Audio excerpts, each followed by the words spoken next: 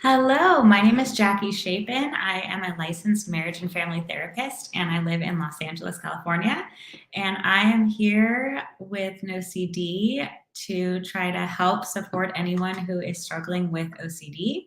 And hopefully, I can do my best to answer your questions and provide whatever support you're needing. I'm going to be on here for about an hour. I am going to hop off a few minutes before the hour ends, so maybe we'll end at around 50 or 55. And I will just start answering some questions. All right, so let's see. Let's check these out. All right, so Mosin Ali, I hopefully am saying your name correctly, says, I'm trying but failed to stop compulsions. And in the morning, the obsession is unbearable. Sometimes I feel hopeless and helpless and get suicidal thoughts. I appreciate you being here, and hopefully I can provide some support for you. I do hear that you are feeling hopeless and helpless at times, and that is sad. And I'm hoping that there are moments in between where you are finding some hope. OCD can be really, really difficult to struggle with, and it sounds like that is what is coming up for you. I want you to try to practice some self-compassion when you said I'm trying but failed to stop compulsions, and I want you to have some self-compassion for yourself, because it sounds like these urges you have to do these compulsions must be very, very strong. And I'm hopeful that you're getting support, that you are seeing a therapist or someone who specializes in OCD. And if not, I hope that you reach out to an OCD. But again, I want you to practice self-compassion, because it can be very hard. I also want you to think about, are there exposures, or is there a part of the compulsion that I can work on stopping? So sometimes just stopping a compulsion can feel impossible. If it were easy, then no one would need support, right? You would just kind of do it. And so again, I want you to remember that there's a reason why you're here. There's a reason why you're not alone. It's very, very difficult. And so can you think about your compulsions? Can you maybe write them down?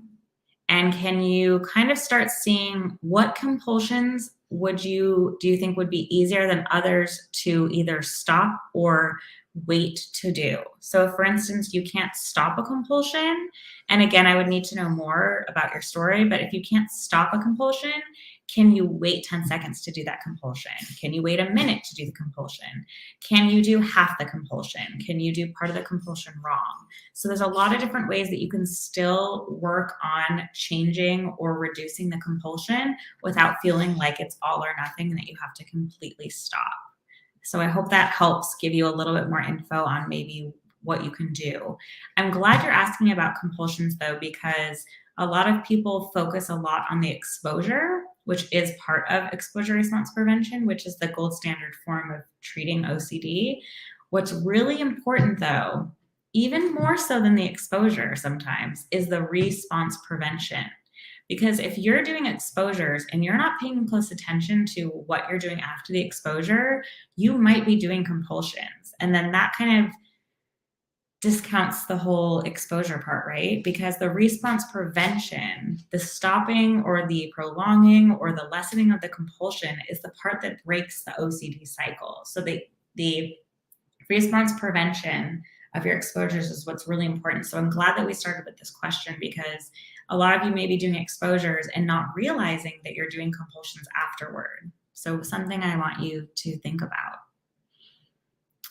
Martin Weiland said, I feel for you, also struggling a lot. I appreciate you sharing and validating.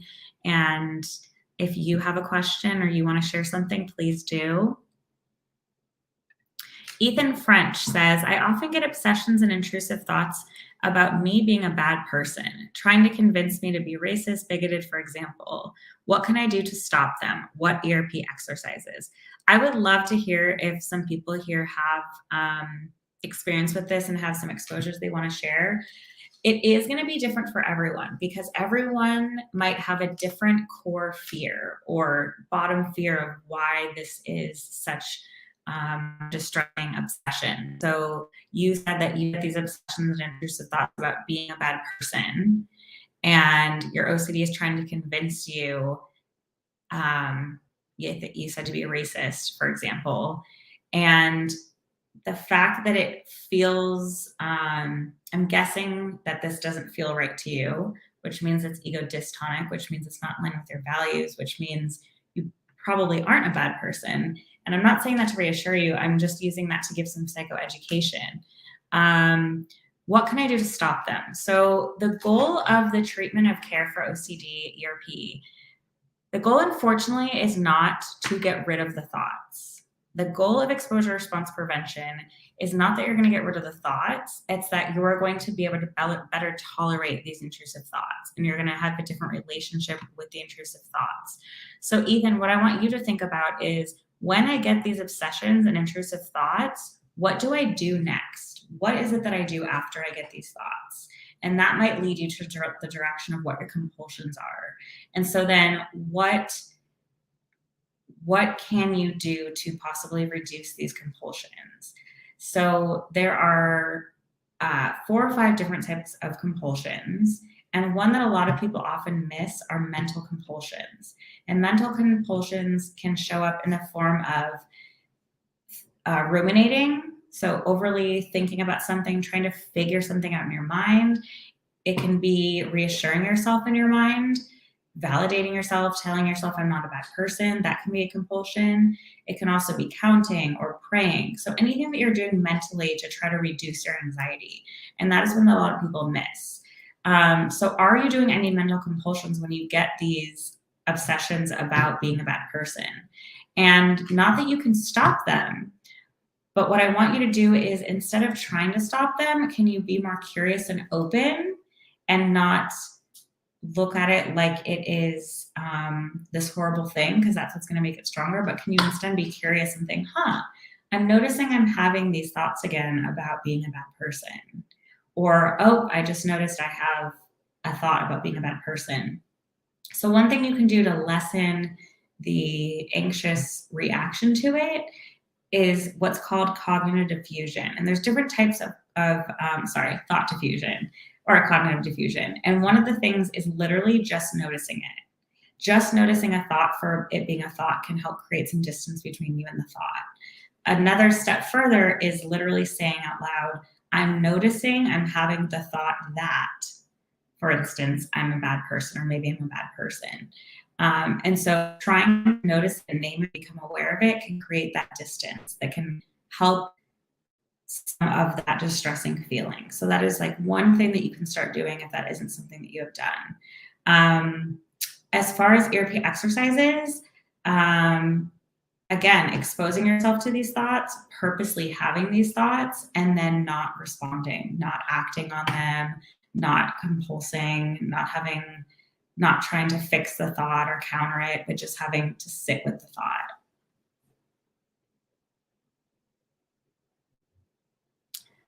Let's see. J&M says, hi, can you explain the difference between exposure to a thought and ruminating about it, especially with things like real event and pure O? Okay, I'm going to do my best to answer this. So the difference between exposure to a thought and ruminating about it. Okay, so ruminating about it sounds like a compulsion, where exposing yourself to a thought is purposely having the thought. So for instance, I'm going to use Ethan's example. So if I'm practicing exposure, I'm going to trigger myself or do something that is purposely going to expose myself to having a feared or anxious thought.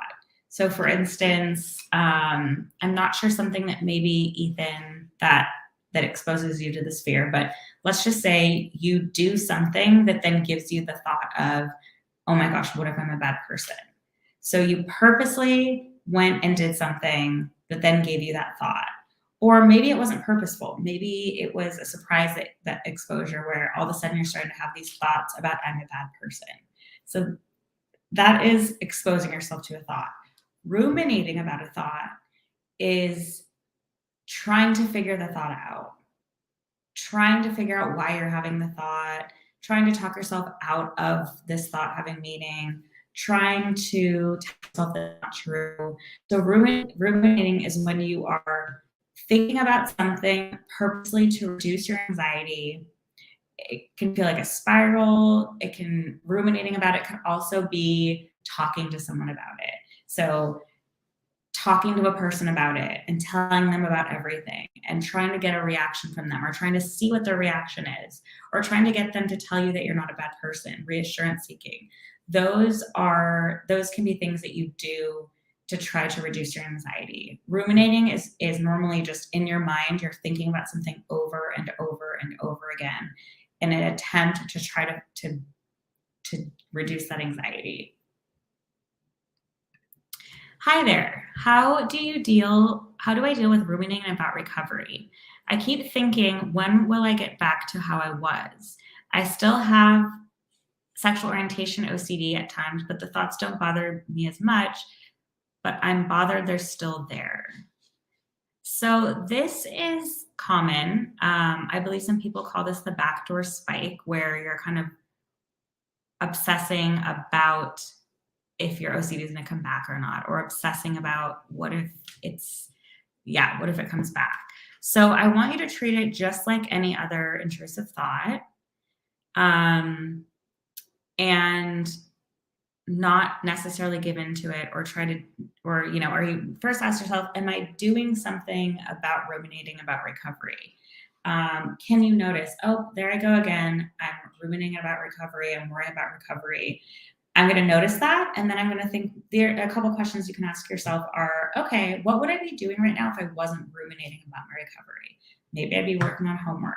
Maybe I'd be hanging out with a friend. Maybe I'd be going to sleep, and do that thing. It doesn't mean that the thought's going to go away, but it means that you're going to allow that thought to be there while you go ahead and turn towards your value and do what you would want to be doing if this thought wasn't there.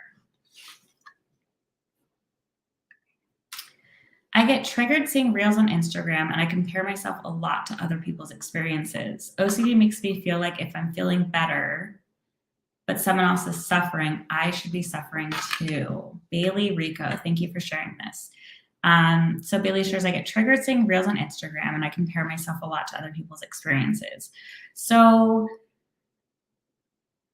I want you to think about, is my feeling triggered seeing reels on Instagram and comparing myself, is that OCD related, or is that maybe more about my, self-confidence? Is this about something other than OCD? Because if it isn't your OCD, it's okay to go ahead and unfollow some people on Instagram or spend less time on Instagram. So there's avoidance, which can be a compulsion, but that there can also be taking distance from things that are unhelpful, which is different from avoidance. So if you're noticing that you're going on Instagram a lot and you're noticing it's having a negative impact on your self-esteem and you can't stop comparing yourself, it's okay to take a break from Instagram. If this is avoidance, if you're having intrusive thoughts and then you're not going in Instagram to avoid having intrusive thoughts, that's different. But if you're just noticing, you know what, I keep seeing people on Instagram that make me feel less about myself, maybe I want to unfollow these people, or maybe I want to take some space from Instagram. The next part says, OCD makes me feel like if I'm feeling better, but someone else is suffering, I should be suffering too. So again, please correct me if I'm wrong, but aside from OCD, this sounds like you're having difficulty separating yourself, you're individuating or differentiating yourself from other people. And it means you have empathy, but it also means that it sounds like it's hard for you to know where your stuff ends and somebody else's stuff begins. So it would be good to practice noticing, if I notice that someone else is suffering, first of all, you said I should be suffering too, which I would want to ask, why should you suffer? Why should you have to suffer when somebody else is suffering? But I also want you to own your emotions. So if you notice someone else is suffering, can you acknowledge how you felt right before that so that you can try to stay with what you were feeling? So if you were having an amazing day and then all of a sudden you're on Instagram and you notice someone is not doing well, can you acknowledge, wow, I feel maybe sadness for this person, and I was having a pretty good day, and now maybe I'm noticing that I'm having empathy for this person and I'm feeling a little bit of sadness. And I can also hold all the other emotions that I've been feeling today. And this is kind of where this idea of dialectics comes in. Dialectics is the idea that we can hold multiple different emotions and ideas, even if they're opposing. So, this is the same thing as saying, wow, I can feel empathy and sadness for this person, and I can be excited about this get together I'm about to go to. So I think being able to notice when you're starting to take on others' emotions and being able to then ground and think, okay, am I taking on their emotion as my own, or am I noticing that I'm having empathy and I can also own whatever emotions I was also feeling? All right. Delta Smith. This kind of reminds me of what we were talking about with the last person that was asking about recovery. Delta Smith says, when you begin to feel better, is it normal to feel the residue of intrusive thoughts or anticipate what intrusive thought your OCD will create? It is common when you're feeling better to start having worries about not feeling better or when is it going to hit me again. Um, when you say the residue of intrusive thoughts, I love that visual. Um, I'm trying to grasp what you're saying when you what you're meaning when you say that.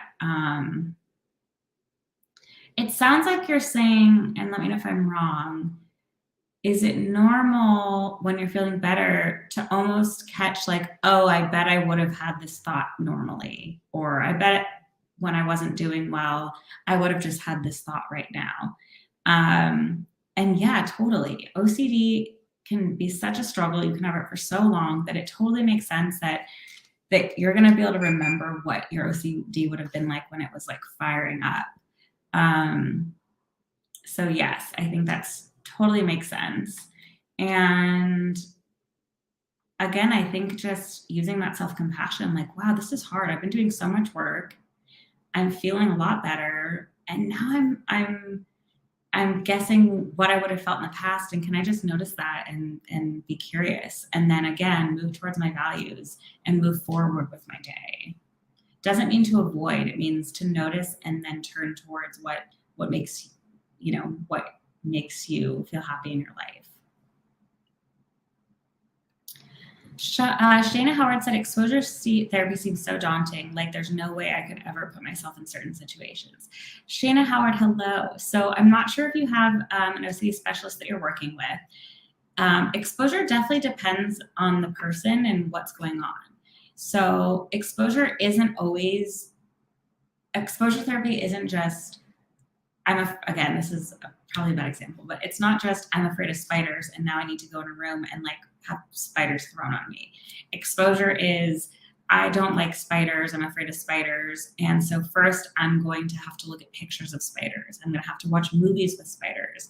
I'm going to have to draw spiders. I'm going to have to maybe go outside and look for spiders. So all of those things are before you even are being close to a real spider. So there's a lot of exposure that you do before you actually maybe have to do like the 10 out of 10 thing that you're afraid of doing. It also doesn't always mean that you're going to be putting yourself in these certain feared situations. So it really depends on your theme and what your OCD looks like. So I want you to get more information from a specialist on what exposure therapy would look like for you before you assume that it is maybe something that you would never do. Okay, I'm going to skip ahead a little bit. Bailey said, thank you so much. Now that you mentioned it, it really doesn't seem like OCD all the time. So a lot of times it can definitely be other things. So I'm glad that I was able to maybe clear that stuff up for you. Not a question, but thanks for your help. I'm glad that was helpful. Let's see, Shayna, how do I comfortably live in a world with contamination OCD during a pandemic? Great question. So it's not necessarily the goal is that you're going to be comfortable. It's more like, how do I live in a world with contamination OCD during a pandemic? you're probably not going to be completely comfortable. And that might be part of the exposure for you, is that you're going to have to feel uncomfortable a lot more than you would like to. And even though that's difficult, that is possible, because being uncomfortable, even though it sucks and it's just really not something we want to feel, I definitely don't, it's also something that we can live through and we can tolerate. As far as pandemic-related contamination, I think the best thing is to pick one source that you trust to follow, and just that, instead of reading a bunch of different articles or Googling or looking at all these different articles on it. So a lot of what they were saying in the past was follow what the CDC says, and your goal would be to not do more than that. So for instance, I remember a while ago, people were thinking they had to like clean their groceries. And then the CDC was like, you don't need to clean your groceries. And so what we would say to clients with contamination OCD is, your goal is you're not going to clean your groceries. The CDC is recommending that you don't need to do that. And so we're not going to do that. And we're going to sit with the uncertainty that your groceries might be contaminated. And we're going to go ahead and see what happens and sit with that fear. But definitely with the pandemic, it really shakes a lot of things up. And so unfortunately, it's not, Shane, I hope that you feel comfortable. I hope that you can accept that you may not always feel comfortable, and that can be the new okay.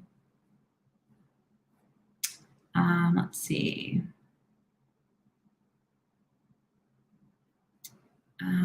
Okay, going back. Let's see. I have been dealing with somatic OCD for the last few months and got back on meds. My doctor has increased my dose to the max as of today. It just hasn't helped the obsessions and ruminations. I'm so sorry. And the NS continues to say, I've worked so hard not to do reassurance, but I cave a few days in. And that is okay. The fact that you notice that you are working really hard on not getting reassurance is amazing. That's insightful. And so the few days that you cave, can you notice, wow, that was really hard. And I'm going to see if I can have the same triggers and not seek reassurance next time. And think about what might help you do that. What might help motivate you. This is actually an important topic, is learning about OCD and having psychoeducation around it is really important. And that itself can really help relieve some of the distress that comes with having OCD. It's also important to think about what your goals are, what you want your life to look like. What would life be like if you didn't have your OCD, and how can you still go about doing those things? When you think about your goals and what you want your life to look like, that is what can help motivate you to do exposure and response prevention, or motivate you to do the work so that you can find recovery. So if you haven't thought about your goals, if you haven't thought about, man, like, what would I want to do, or what might I feel, or what might it be like to not have OCD, or why do I want to recover? What is it negatively getting in the way of my life? If you haven't thought about those things, go ahead and think about those things so that you can help add more motivation to getting some freedom from your OCD. And I said, I have a plan with my doctor to try new medication if this doesn't work, but I'm trying to do the work too, and I'm doing my best, but struggling a lot. I'm really proud of you for not only doing the work, but also having a doctor or a psychiatrist that can help you, because that just shows that you're really trying, and you really want relief. So I am proud of you for struggling and seeing your doctor and doing the work. Domenica Garwood, hello. Oh, your picture's so cute with your dog. What a cutie. Domenica says, I'm 3 weeks into therapy and I've been working on doing my ERP. However, I'm nervous I've turned it into a compulsion doing it every day. My therapist is out this week and I can't ask her. So again, I don't know exactly the details of this. However, if you think that your ERP is turning into a compulsion, can you mix it up? How can you change the homework a little bit? I don't know what homework you're doing, but is there another way that you can do it so that you mix it up? I don't want you to necessarily skip doing ERP if it is helping, But you could also do it a different time of day. So basically, I'm trying to figure out, without knowing enough information, how can you change up your ERP so that if it is turning into a compulsion, you can switch it. Let me see if Domenica said more. Okay, you did. Worried I'm doing ERP too much, but I also want to get better and make sure I'm doing the work right. I'm nervous and obsessing over OCD and doing the work right. Currently struggling with pure O and R OCD. So if you're doing it too much, what would it be like to take a day off? Or if you do it multiple times a day, what would it be like to do it one time a day? So switch it up as a challenge to yourself, and sit with the discomfort of, maybe you won't get better as fast as you want. Maybe you won't do it right. And can you just sit with the fact that you might do it wrong sometimes? Because you said you struggle with PRO, that means you're having a lot of mental compulsions. So it sounds like you might be feeling exhausted, like catching those thoughts a lot, sitting with them a lot, however it is that you're doing your ERP. I bet it's a lot. So the other thing you can do is, can you continue to do the ERP, but can you also do some more like self-care for yourself? Can you use self-compassion? Can you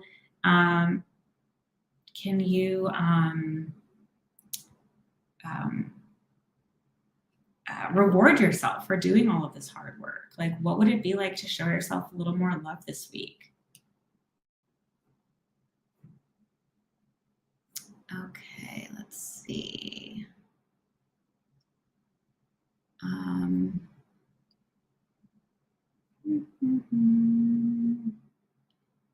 Going back. Okay.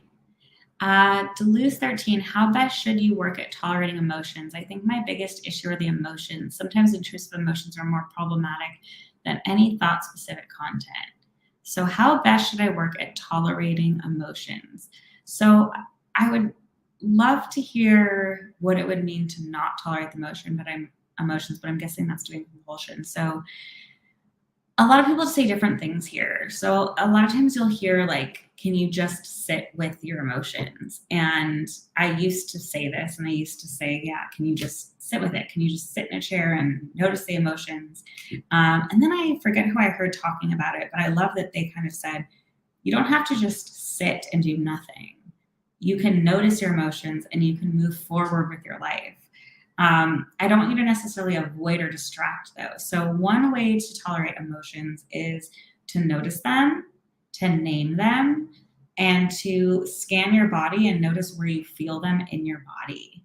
So like, man, I'm feeling really anxious and I feel my heart beating quickly and I feel my palms sweating and I feel, so naming where you feel it in your body, because that's really grounding you in that emotion, and that's really getting you to like be with it. And that can be difficult, and that's practice in tolerating it.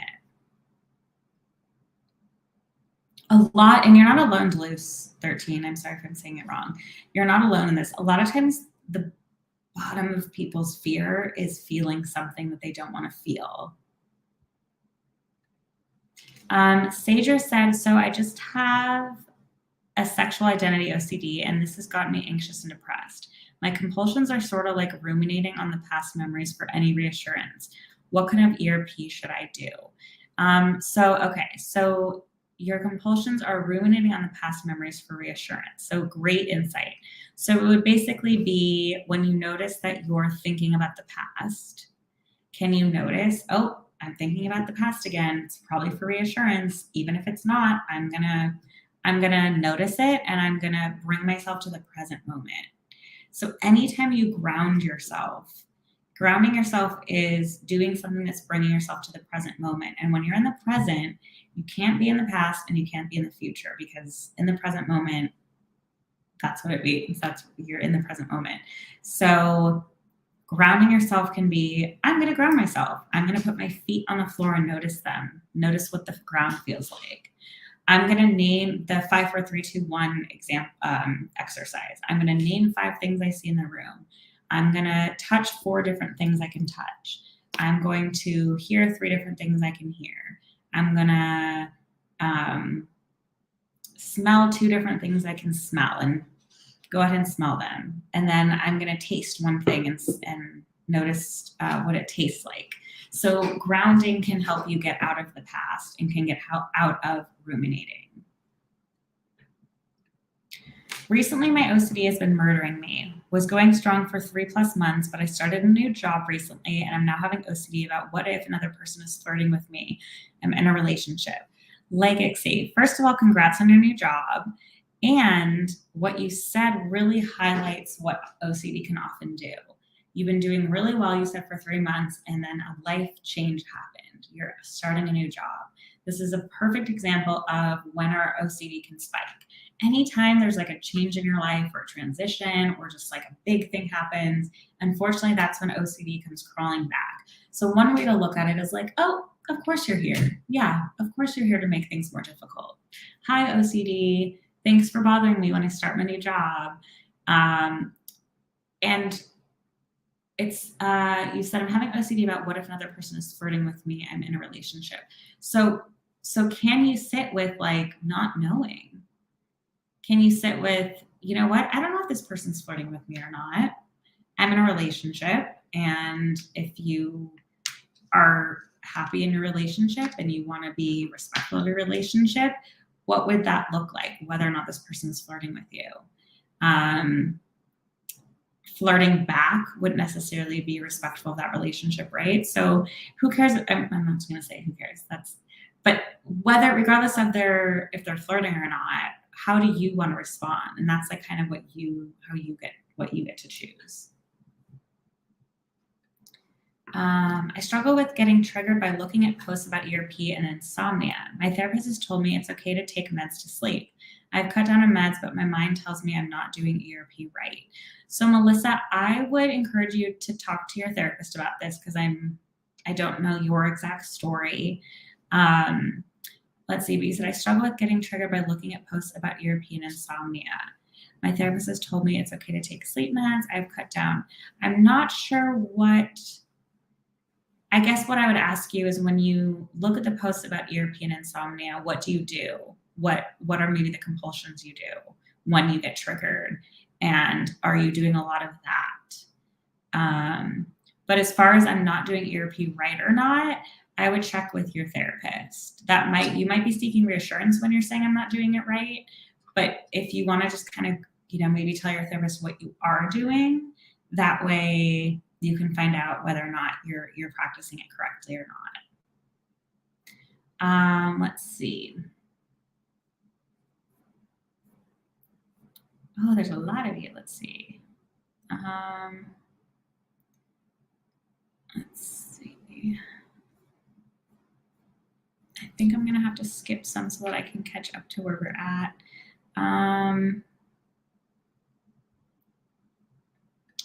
Guy says, I've done ERP with no CD and have the physical compulsions for HOCD down to nothing. Congrats. But I still have constant mental rumination that I can't seem to stop.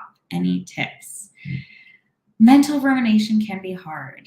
So sometimes it's exhausting and it's going over and over and saying, I'm doing it again. I'm doing it again. I'm noticing I'm doing mental rumination.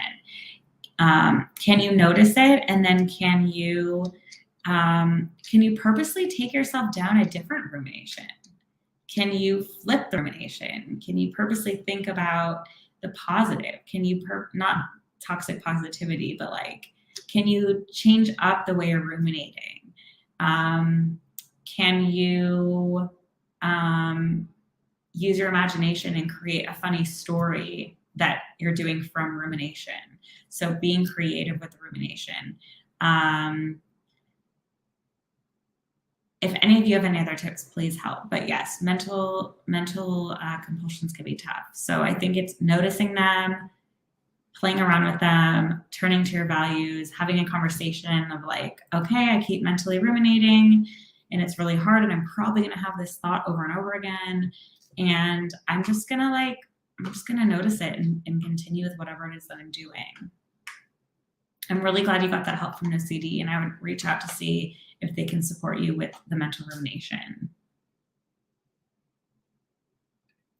I need to sleep and my plan is to continue tapering. I notice that when I have the attitude that it's okay to take meds, I'm better able to sleep without medication. Okay. So it sounds like you kind of know what to do, huh? Okay, we did this one. How to deal with when OCD says, what if it's not OCD? Tiana Davidson, you are not alone. How to deal with when OCD says, what if it's not OCD? The easiest thing to do is to be like, well, I don't know. I'm not going to try to find out. I'm not going to find out. I know what tools work for me, and so I'm not going to worry about the label. Maybe it's not OCD, and end it there. Natural B says, as I recover from OCD, I doubt if it's OCD anymore. Sounds just like Tiana. Even if it's not OCD, since I can't be 100% sure it is, amazing response. Can we still be uncertain? My OCD says it is an intuition and a genuine change. So it's hard. I'm not sure I totally understand. As I recover from OCD, I doubt if it's OCD anymore. Even if it's not OCD, can we still be uncertain? So it sounds like you kind of have the answer to this comment you made on what to do. So I'm not sure how to respond because I don't want to reassure anything. But it sounds like you know what to do. Is it common to relapse after recovery 2 times? Yes. Recovery is not linear. There's no perfect map to how this works. A lot of different things can trigger OCD. A lot of different things can trigger OCD, different themes to come up. So there's no like normal. What does it mean if you're having not thoughts stuck all the time, but images are the ones bothering you, and note bad intrusive feelings? So obsessions can be thoughts, feelings, ideas, feelings. I think I said that. Images. So all those things can be obsessions. Let's see.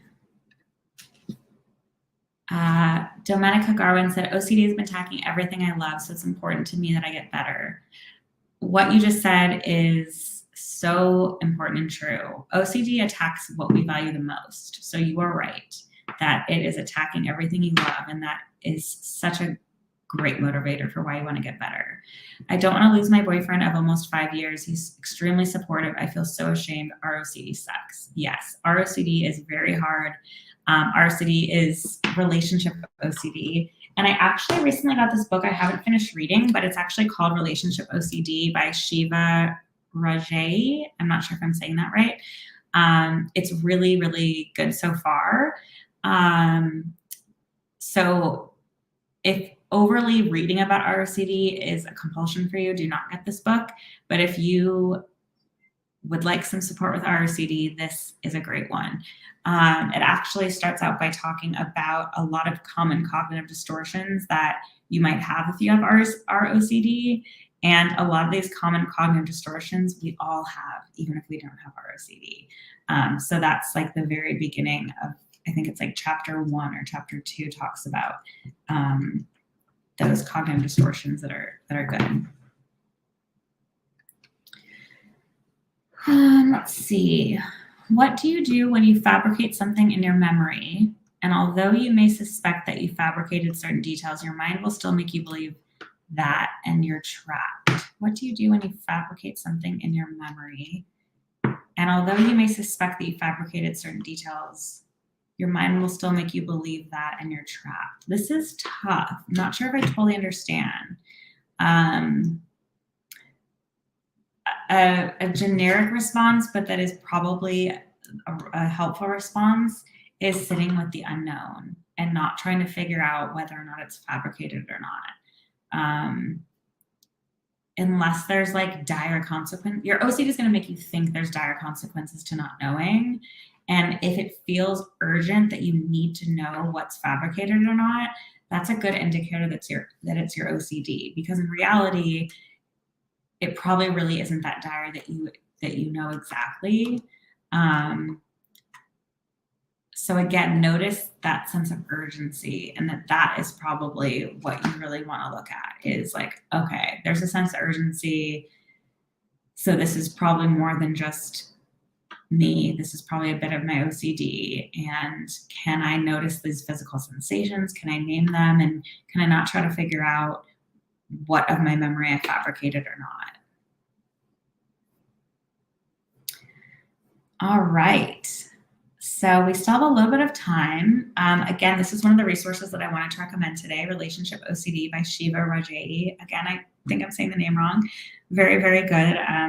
Haven't finished, but started it. I also wanted to say, if I'm not able to get to everyone's questions or answers, I do have an Instagram where I post a lot about OCD. Right now I'm posting a lot of like back to the basics about like what it is, what are obsessions, what are compulsions. So if you are interested in following me, please go ahead and do so. My Instagram is at Jackie Shapin Therapy. And I think my name is somewhere on the screen somewhere, but my name is JACKIE SHAPIN at therapy. Sorry, Jackie Shapin Therapy. And that is my Instagram. And then that's the same as my email, info@JackieShapinTherapy.com if you do have questions. Also check out the No CD page. I know they have amazing resources. And so again, that's just if I'm not able to get to your questions or you're just interested in following me. But just wanted to take one break and have a little bit of water. All right. You're welcome, Delta Smith. You're welcome, Sajor. Going back, let's see where we left off.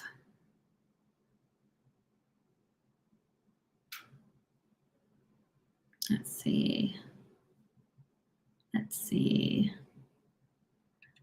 For my somatic OCD, should I start small and reducing reassurance instead of cold turkey? NS, so this brings up a good point. So there's no, the way you do exposures doesn't have to be linear on a perfect hierarchy of like 3 to, the hierarchy is like 0 to 10, 0 being nothing or neutral and 10 being the worst distress ever. And it's okay to jump around that scale. So you could try cold turkey and see how it feels. If it feels like you're white knuckling it, it might be better to start small. But I'm curious what it would be like to just cut out reassurance and what would that look like? But again, there's no like 100% right or wrong way. I guess the wrong way would be to seek reassurance. But yeah, like, are you able to cut cold turkey? Are you able to just stop for reassurance? Notice if you do try the cold turkey, do you start to get mental compulsions? So what would it actually look like to cut out reassurance cold turkey? And make sure that if you cut out reassurance, there aren't these other sneaky ways that OCD is trying to have you do compulsions. So just be aware of that. I feel like the more often you feel uncomfortable, the less sensitive you'll be to feeling uncomfortable. But it's still hard. I totally get it. Totally. Very great comment. Again, I'll say it. I feel like the more often you feel uncomfortable, the less sensitive you'll be to feeling uncomfortable. But it's still hard. I totally get it.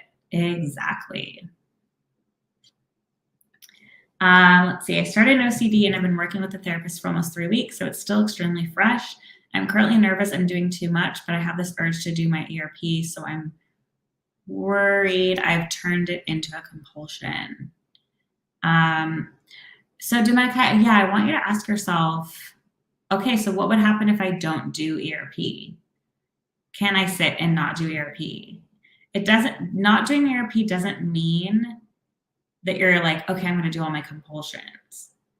But can you just be like, you know what? I'm not going to do ERP. I'm going to see what happens when I get triggered and I get to decide what I do. So I'm curious about how you're defining doing ERP. And congrats on diving into OCD and for doing this for 3 weeks. Really, really great job. Welcome to the community. The OCD community is amazing. And so I'm glad that you found support and that you're here. again, I just keep looking at that picture of you and your dog, and it's adorable. Kim, how do you sit with the uncertainty that not everyone is going to like you? That's really hard. That's really hard. Again, some people worry about this more than others. It sounds like this is something that really hits home for you since you wrote it. How do you do it? You're doing it right now, unless you're having compulsions. So sitting with the uncertainty that not everyone is going to like you is basically sitting with that uncertainty and not having a response to it, not having to go ask. So like, what is it, Kim, that you're doing? What is it that you're doing instead of sitting with the uncertainty? Like, what do you normally do when you're not sure people like you? What does that look like? I think that's like a good start, is how am I not sitting with it? And those are the things that you want to start tolerating. What are the like compulsions? What are the behaviors that, what happens after you worry someone isn't going to like you? Those are the things that you want to start working on reducing. Oh, hi, Abigail. Just loving this live. Thanks, Jackie Shapin. You're welcome. Thank you so much for saying that. Sometimes when I'm on here, I talk so much and I don't know if it's helpful. So I appreciate that support, Abigail. Raphael Carmo says, it's okay. Remember to discuss those details in therapy as well. Yes. ROCD, pure OCD, existential. Sometimes it just is an endless spider web of almost everything. Yes, it is. Let's see. Oh, hello again. Rosen Ali from the beginning said, I've had OCD for 12 years. My intrusive thought is triggered in my mind to love a girl, but don't want that personally and socially. But this thought sticks in my mind and I hate her when thought. I don't know if I read this all right. I don't know if I understand this, but it sounds sticky. Like you said, this thought is sticky in my mind, and OCD can feel so sticky. Who relates? Please, tell us if you relate. Let's see. My therapist is out of town for the week, which scares me a bit. Can't see her again until Tuesday, so I'm just trying to make sure I'm doing everything right. Domenica, I almost want to encourage you to do something wrong, because after reading your messages, it sounds like there's a lot of must do this right, must do ERP all the time. So I actually want to challenge you, is there something that you can do that's wrong?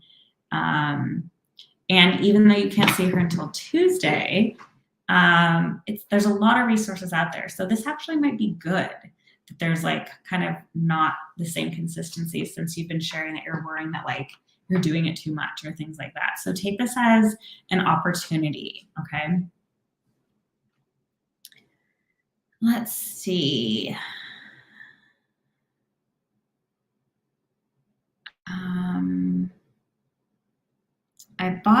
Let's see. Raphael, I bought that book because of you. Was that about this book or a different book? Because there's another book that I recommend, which is the Self-Compassion Workbook by Kimberly Quinlan. Really, really great book. It's also good. Another book that I have that I've had some clients that really like is this book that's called Overcoming Unwanted Intrusive Thoughts by Sally Winston and Martin Seif. So these are 3 books today that I always like to share those resources. Let's see.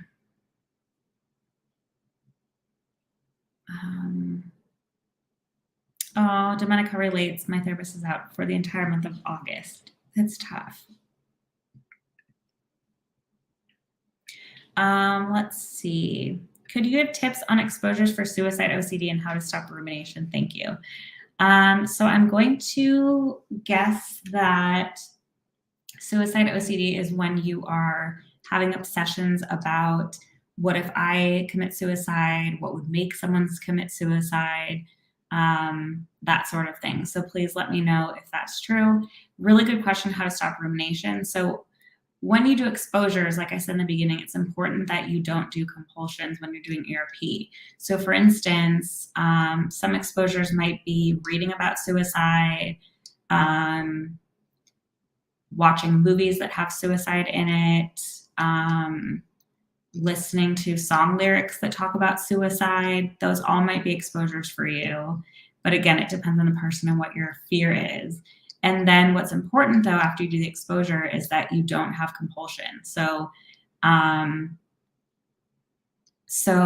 can you notice that you're ruminating, and can you mess with those rumination thoughts? Can you purposely play around with those thoughts? So there's a thought diffusion skill where it's called word scramble. So if you keep ruminating about the same thing, can you maybe write it down or write a sentence or write the trigger words? And then can you play around with those letters and make new words with those letters, just having fun with those words? So I did this with a client recently. I think the word we used was, no, I can't remember. It might have been knife. But basically you write down like the main words of your rumination, and then you look at the letters and you play word scramble with the letters and see how many words you can make out with those letters that you're using. Because again, thought diffusion is kind of helping you realize that thoughts are just a bunch of words put together to make sentences. Another way that you can work with rumination is, can you sing your rumination? Can you be silly with the rumination? Okay, I'm aware of the time, so I am going to have to jump off here soon. Let's see, something Wesley said. Oh wait, Anna said, thanks so much. Do you have any tips for somatic OCD? I'm fixated on my swallowing. I'm just trying to keep living despite it. Okay, so there's a term called interoceptive exposures, which is when you expose yourself to a sensation. So for instance, if you're fixated on your swallowing, an example might be, can you purposely not swallow? Or can you purposely swallow as many times as you can in a row? It might also be, can you eat something that does purposely make it hard for you to swallow? Other exposures for somatic OCD with swallowing is putting sticky notes all over your house that say things to trigger you from this idea of swallowing. So putting sticky notes that say swallow or can't swallow or hard to breathe. So those are some exposures for it. Hopefully that was helpful. All right, let's see. All right, so it's about 5:54. So unfortunately, I'm going to end here. Again, I hope this was helpful. I'm really sorry that I wasn't able to get to all of your questions. Please continue to come back to NoCD. I will be doing more of these lives. And if you're interested in following me, my Instagram is @JackieShapinTherapy. And again, apologies if I didn't get to your question. I will be back for more. Please keep coming back. I have so much hope for all of you, and I hope that you have a really great rest of your week. Remember that you can do hard things and you can be uncertain. All right, I will see you soon. Thank you so much. Bye.